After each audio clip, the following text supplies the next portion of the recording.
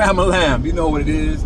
Had to do a run up to New York real quick to get some product. Come on back down, you know what it is. So left at like 10 o'clock that night. Got there around 5 in the morning. I be speeding. They opened up at 8 o'clock. I'm on road by 8:30, heading back home, you know, to the North Cock and back. I got you. All right.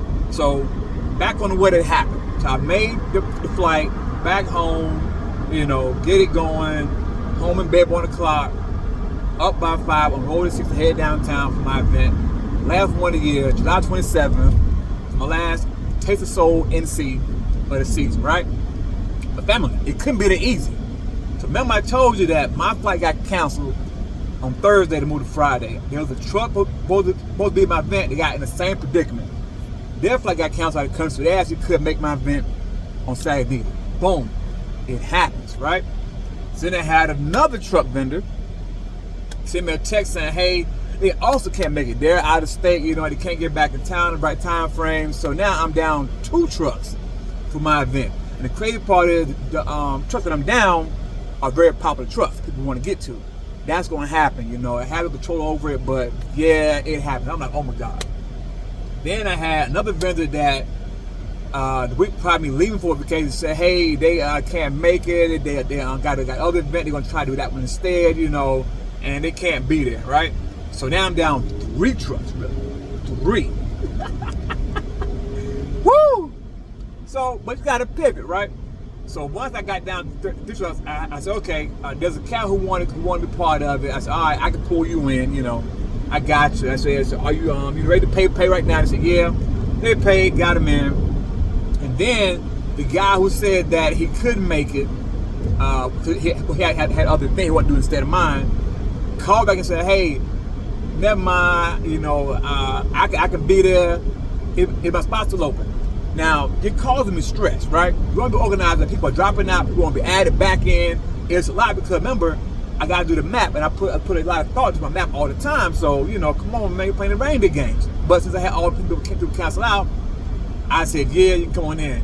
So, of course, he told me what happened after was he had a 2-day event that Friday and Saturday. You know, my event being Saturday. He figured he had to make my money at the other event 2 days and be good to go.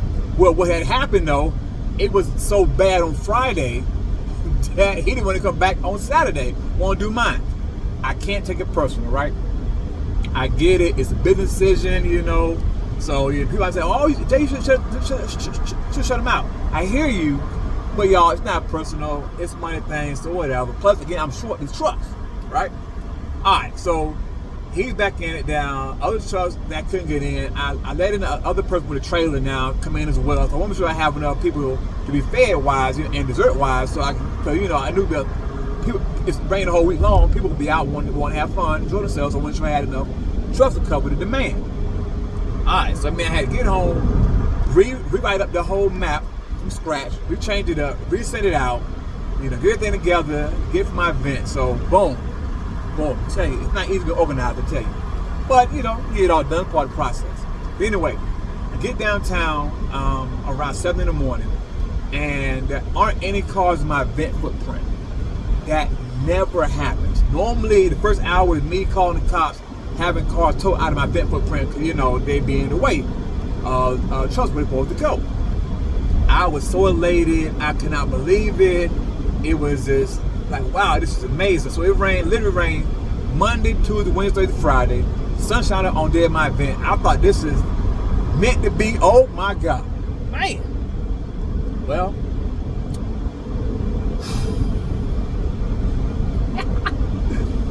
utter mayhem ensued, Family Lamb. Oh my God. So I sent an email out, of course I always do, on how to load in the day of the event. And then the email tells you, hey, what time to arrive. It tells you where you can park it, what streets you can park on. I have a little map tied to it, you know, and also says, hey, practice parking your trailer, your truck, put me tense so that when we get there, it makes it easy on everybody and yourself and not cause any kind of stress. You know, I always say do that in the email at a time. Come on, it even says visit the event venue so you know where you're going to be at, you know where it is, you're not getting lost, so you're having to avoid any kind of stress you might put on yourself that can be avoided by listening ahead of time. Also said that if you see a neighbor in need with unloading or help setting up, help them out so that we often get set up faster and be good to go. Right? You know, it makes sense because every way we're good to go. Family Lamb, can I tell you, oh my God, half the people cause problems. Let me clear. Half the vendors cause problems from the first truck that came in. Are you crazy? So first of all, I told everybody based on your serving side window to serve from customers, everybody gonna face inward toward the street. Gotcha. So that means you come in either on the corner of David and Fayetteville Street, so you have to turn around. That means that your service side is on the passenger side. So you pull in David Street, you're right there, face the right way, boom, boom, good to go. If it's on the drive side, other side, you come in via Lenore Fayetteville Street. That way you have to turn around at all. The first truck arrives, they're great. They come in the right way, and I see them standing there looking crazy. They didn't pull in. They're on the right side. They left and drove around the other way and came in the wrong side. Why would you do that? All right. But you know, you figure they're early. They're the first ones there. It's okay. It's okay. I'm laughing because I'm still on the high of the fact that there aren't any cars in my footprint, to be towed out. So I'm cool with it, right? So I give them a hard time. Why don't you drive around? Jay had it right there. You had it right the first time. Oh man, I would have thought about it. Okay, it happens, right? Boom, they're fine. Remember, it's easing around when ain't nobody there. All right. And remember, my email said, hey, you can park on Salisbury Street, Wilmington Street, Lenore Street, or the north side of Fayetteville Street out in the issue. So the first truck gets put in place. Here come more trucks and vendors, right? I don't mind, boom, boom. Family Lamb, I was so pissed off by the fourth vendor. Why? 3 in a row says, hey Jay, it's my spot. Yep, free to be right here, but more unload. Unhitch your truck from the trailer, or unload your pop on the ground, put your tail on the ground, then go park your car, come back, set up. Hey Jay, where can I park at? What? What my email say? My email said you could park, these spots. Well, where's that at? What the hell you mean, where's that at? Well, I didn't read the email, I wasn't sure. So now, remember, you have a line of vendors coming in at this point now. Now, I try to prevent people being bogged down by addressing it in the email. It kept happening. Jay, where can I park? I lost my mind, Family Lamb. I couldn't believe it.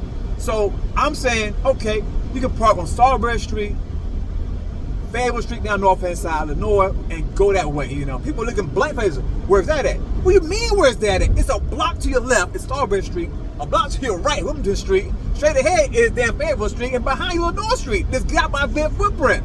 I'm still confused. What do you mean confused? What is the matter with y'all? You cannot be that dense, man. No. I told you even what to do. I even said come early because it avoids any kind of stress. But you telling me, I'm telling you where to park at point. You talking about where's the block to your left. You can't make this stuff up, y'all. It was so crazy that half the vendors act like I need to get him a pin on Google Maps. Where the hell to park at on their phone? Are y'all crazy right now? This is what I'm talking about. This is what makes every organizer at some point very bitter and jaded, because the level of coddling and baby you have to do is so astronomical. Like, what are you talking about? Then it's like, well, that's like, hey guys, it's free parking. So you can park anywhere you want to. Where it's legal parking, it's free, you got to pay for it. Well, I don't understand. What you mean you don't understand? Tell you can park anywhere you want to outside my event footprint you can find.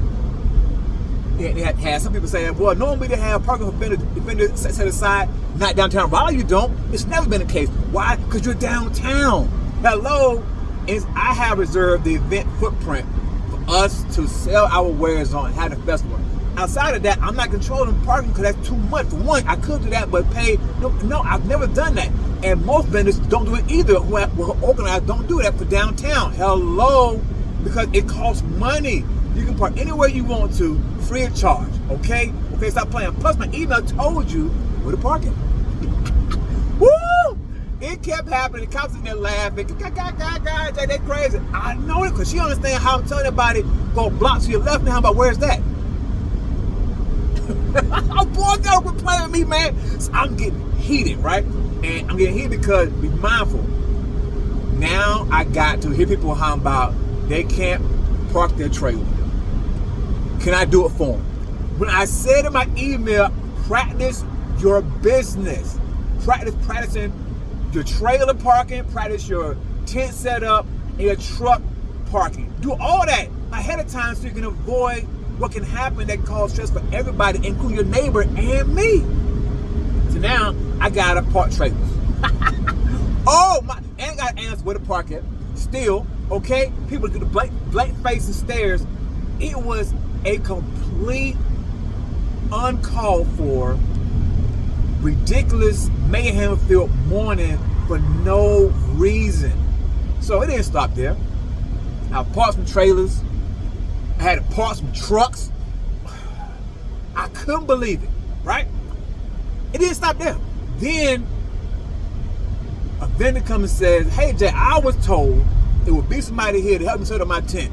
Oh my God. At that point, you hit a trifecta. I told all of y'all to practice ahead of time, or when you get there, be willing to help your neighbor out. Things can happen. It'll go fast if you all put your hand, but nobody will help out the neighbor. Everybody wanted me to do it for me, by myself. So I'm already trying to guide in, people what it set up at on the footprint. Tell them where to park, cause they too out their damn mind, to read the email, follow the rest. Okay, sidebar. Let's say that, I said, Jay, maybe they can't read. You're right. That can happen.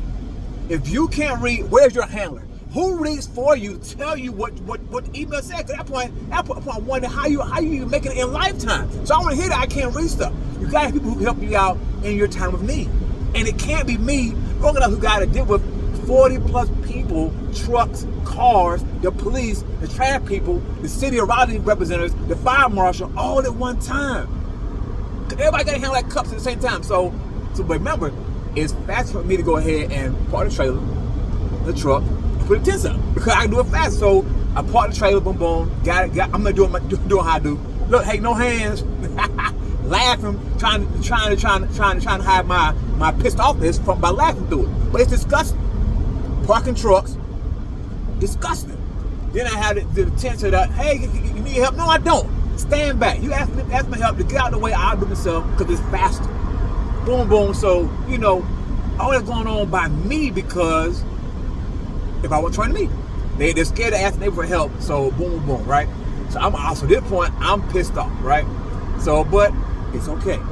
I try and calm down, but I can't believe I'm more mad people don't understand how to park downtown or look at me stupid when I tell them to park a block away and ask me, where's a block to your left? Bitch, you go down to the light and hang a left. Hello? Park to the right, to the right hand side. How you get there? Bitch, you go to the stoplight and go to the right one block. But that really happens, y'all. Y'all think I'm being mean. That really happened. And at that level of college you got to do that's so outrageous, it'll make you mad because it's uncalled for, right? But anyway, I get done with all that. I get everything in place. Everybody said the event jumps off. I'm happy. Until I realized that, where the hell my DJ at?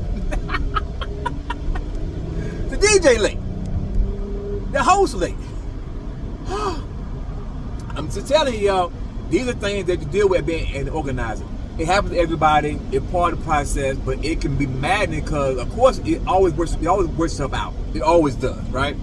But that process is so maddening because you want things in place so you can finally exhale on some level. Now, gotcha. Everybody finally arrives. The event is great from 12 to 6. From that time frame, it's beautiful. Everybody having a good time. Good. They're enjoying the axe throwing. They're enjoying the DJ. A little bit of roller skating here and there. They're enjoying the food it's having. So it made it a great event. It was a good event. Laugh when I see them. Not mad at it at all. The event ends at 6 p.m. We're back to madness and mayhem. What?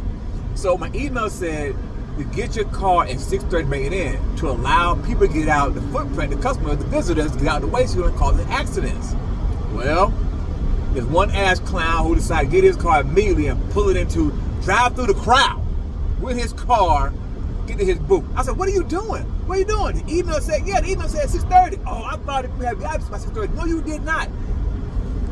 He put everybody and myself at risk by trying to drive his car through the crowd to get to his tent. Of course, this ass clown never coming back in, but you got the cops looking at me now, crazy when what the hell going on when this jackass has done that. You inconsiderate fool. It's a crowd there. What, you hit somebody? Anything can go wrong and happen, but you just so selfish in your mindset, half reading, stupid mother sucker, put everybody and my bit in danger because you didn't want to read what you wanted to do. So of course, I gave him the business, you know. That point, his car is there, but he sat there and waited till I say everybody can leave. Cause I don't want to trouble, I'm sorry about that, yada yada. I hear all that, but you already done fucked up, you know. So yeah, got you, right? But it stopped there, family. So at that point, 6:30 come around, all right, let's start get all the trucks in here. Remember, I had each trailer unhook their trucks and make room for other trailers to go in front of those guys. So if you're in the back, you can't move until the trailer in front gets out of the way. That's how it goes, right? They come pull their truck in, they put a trailer out, and then your turn, yada yada. There were many vendors with trailers who were slow packing up, and trucks with trailers who were behind them couldn't leave and had to wait for them to get out of the way, and it caused a serious problem. So behind them were ready to go, people in front of them were cleaning up in slow motion. So now I gotta be the bad guy. Because people come in wanting, hey, Jay, can you talk to them, tell them to hurry the hell up and get out of the way. You ready to go. They're not wrong for saying that. So now I got to go down here and deal with stupidity because these assholes are moving in slow motion, cleaning up. What are you doing? That's what I mean. There are some vendors who are ready to go quickly and others who are not. So now I got to be mindful going forward there. Okay, who packing up slow as hell too? I mean, the level this thing goes to is so astronomical that you got to deal with. So now that happened, right? So do that. Trucks getting out of here bit by bit and going at a pretty good pace, all right, and have all trucks out of there but 2 in an hour. That's not bad. It's not bad, you know, people wanted it fast than that, but it really wasn't bad at all. There were 2 trucks left at 7 o'clock. Remember, I gotta hang behind to clean up the event thing, right? So I can't leave until everybody's gone, number 1. Number 2, I gotta clean so I don't get a fine from the city. Remember, I have an inspection the very next morning at 9 a.m. And if I fail the inspection or whatever or something wrong on the ground, I can get fined for the city for that. So there's 2 trucks sitting there, owned by the same person. I'm trying to figure out, they're nowhere around the truck. Like, did they leave and go to dinner? I mean, what the hell going on? I'm sitting around hanging out chilling by half an hour or so. They come back about 7:45, right? They come back, you know, get their trailers hooked up, because they had trailers, and they leave with a car behind them, you know, their family. So I finally asked, what's going on? What had happened? Family, remember I told you that I sent emails to everybody where to park at, if I was acting stupid and not understanding what to do? Well, apparently what had happened, the daughter had came by to help work on one of the trucks for the family run business, you know. She forgot when she parked her car downstairs. What are we doing? Downtown. You can't make this stuff up. So they had to leave the trailer there, walk with her around downtown to figure out where the hell her car was at. Now, you might say, well, Jay, they could have got the trailer out of there. You're right, but it's easy driving around in a truck by itself without having the trailer attached to it. So they did right, but like, what are the odds that you have to deal with this on this level? That's what I mean. This is real, y'all. The level of fools we got to encounter is so mind-boggling. So she needed a Google pen to find her damn car. It spent 45 minutes walking around trying to help her find her vehicle. That's what makes having events so stressful. Life is going to happen. It's going to be in a way, but I promise you, it will piss you off to the highest of piss. It's so simple what you can do to mitigate it. Having an event here, I'm gonna arrive early, kind of see where it is. If figure out parking ahead of time. I'm going to read the entire email and see what it says because it will help me out, make it better. I'm going to practice parking my damn trailer, my truck, put my tent up so I'm not bothering people at the event. I'm self-contained because what I do can impact my fellow vendor. But most times people are so selfish, they don't do none of that and impact everybody else, including organizer when it's uncalled for. Oh my God, y'all. I just, sometimes I just really don't know. I get disheartened by it. So I went from having 5 events per year to 4. Now I'm down to 3. I'm really pondering 1 or 2 because by that point, it's been 5 years now. Hosting events. This is year 12 of the ice business, but hosting events is year 5. That should be year 6. I'm about out of patience because it's not getting better. People are still doing the same thing. It's their norm. It's not, you can't fix what we're trying to do. I mean, it's absolutely ridiculous. And every organizer has the same thought that this is just crazy. People that make it hard it needs to be. And, just that the impact one person can have on the whole event is gangster. If you can't park your trailer, the person going in front of you or around it, if you park your trailer, boom, boy, and have issues, there can be 3 or 4 vendors waiting that they have to wait for you to get your truck in place and get out of the way. And that's the impact that it really has on things. So your impact affects everybody, not just you. You don't even care, so consider it, to not practice it. It's mind-boggling to me. All right, so I got done, cleaned about an hour and a half, got it done. So I really have my own trash grabber tool, and I put behind me a trash can, pick the trash on the way, about an hour and a half, by hand. Again, I'm not paying $2 grand for my things to the plaza. That's wasting money, I get it. If I have sponsors, I'd be like, yeah, but man, you're blowing money. I get it. So I did that hour and a half, got home. It was fine. So it was a wild setup, a wild breakdown, but the event was fantastic. People had fun, enjoyed themselves. But there's people who would never come back to my events again because they took an hour and a half to unload the cars in the middle of the way. One person had a generator that's the loudest thing I've ever heard. I've been in business for about maybe 8 years or so. They think it's still loud. They can't come back. The ass clown who drove his truck through the crowd, because he didn't read properly, that can come back. I mean, it's just there are the factors that I have to put in place to mitigate everybody having a good experience. And if I was generally being loud, is that other vendors who beside them will complain that they can hear the customers. It's a valid complaint, right? So this person been about 8 years, so it's no excuse for that. I told y'all by year 3 you need to have a quiet generator. I get year 1, you're getting it together. Year 2, you're trying to figure it all out. Year 3, you should be making money now, and it's time to get that loud thing out of there, But it happens, y'all. The event was great itself. Breakdown setup, nasty. It happens, y'all. But yeah, that was Saturday event, So I got this coming up this week. I'm back in action on my ice thing. I'm done doing the event for the year. Yay! So I'll be at Dick's Park this Saturday from 12 to 6 for the NC Throwdown. The Throwdown is going down. Okay, I'm coming through. Yeah, I'll be there personally. Come by and see me. Give me a hug. Say, Jay, I appreciate you. Because Lord have mercy. But I'm back energized, feeling good, ready to serve y'all the way I know how to do it. All right, y'all. Love your family. Peace up, A-Town down. I do another part 4 about kind of thing that happened in Panama. That was pretty funny as well. But yeah, that's it, y'all. That's the event.